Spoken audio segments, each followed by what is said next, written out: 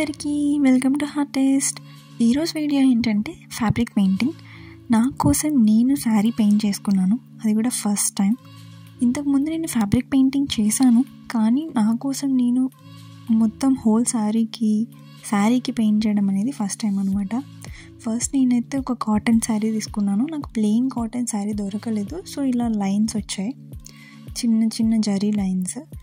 దీనికి printing powder కానీ ఏం యూజ్ చేయలేదు, నేను జస్ట్ పెన్సిల్తో నాకు డిజైన్ ఐడియా ఉంది. సో నాకు నచ్చిన డిజైన్ పెద్ద పెద్దగా లీవ్స్ రావాలి, ఫ్లవర్స్ లీవ్స్ చాలా పెద్దగా ఉండాలి అని పెన్సిల్తో వేసేసాను. వైట్ కాటన్ కాబట్టి చాలా క్లియర్గా కనిపించింది. సో నేను అలా పెన్సిల్తో ఫస్ట్ వేసిన తర్వాత నేను 3 ఫ్రేమ్స్ అయితే యూజ్ చేశాను.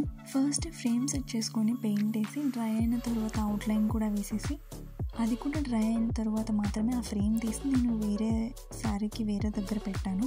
అలా శారీ మొత్తం కంప్లీట్ చేసేసాను. ఎవ్రీ ఫ్లవర్కి మధ్యలో కొంచెం వైట్ కలర్ యాడ్ చేశాను.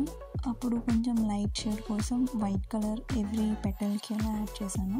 సో ఇది నా రిఫరెన్స్ పిక్ అనమాట. ఈ పిక్లో ఉన్న కలర్ నాకు అంతగా నచ్చలేదు, సో అందుకే నేను పింక్ కలర్ చేంజ్ చేశాను. ఇది నా ఫైనల్ శారీ అనమాట. శారీ మొత్తం కంప్లీట్ అయిపోయింది. కంప్లీట్ అయిపోయిన తర్వాత శారీ వెనక్కి తిప్పి అంటే ఉల్టా వేసేసి ఐరన్ చేసిన తర్వాత మన పెన్సిల్ గీతలన్నీ పోయే వరకు వాష్ చేసిన తర్వాత వీడియో ఇది. ఫైనల్గా అయితే ఇలా ఉంది. సో ఇప్పుడు మళ్ళీ దీన్ని అగైన్ ఐరన్ చేయాలి. ఈ లోటస్ అండ్ కౌ కాంబినేషన్ నాకు చాలా నచ్చింది. ఇది ఫ్యాబ్రిక్ పెయింటింగ్ వేయాలి అని చాలా రోజుల నుంచి అనుకుంటున్నాను. ఫైనల్గా అయితే అయిపోయింది. సో నీట్గా ఇప్పుడు కాటన్ అంటే ప్లెయిన్గా ఉన్న ఏరియా మాత్రం, అంటే పెయింట్ కాకుండా ప్లెయిన్గా ఉన్న ఏరియా మాత్రమే ఐరన్ చేశాను.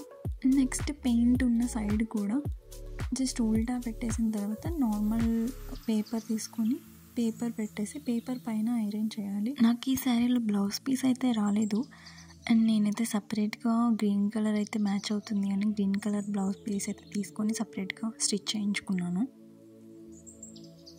ఇలాంటి మరెన్నో వీడియోస్ కోసం లైక్, షేర్, సబ్స్క్రైబ్ చేయండి.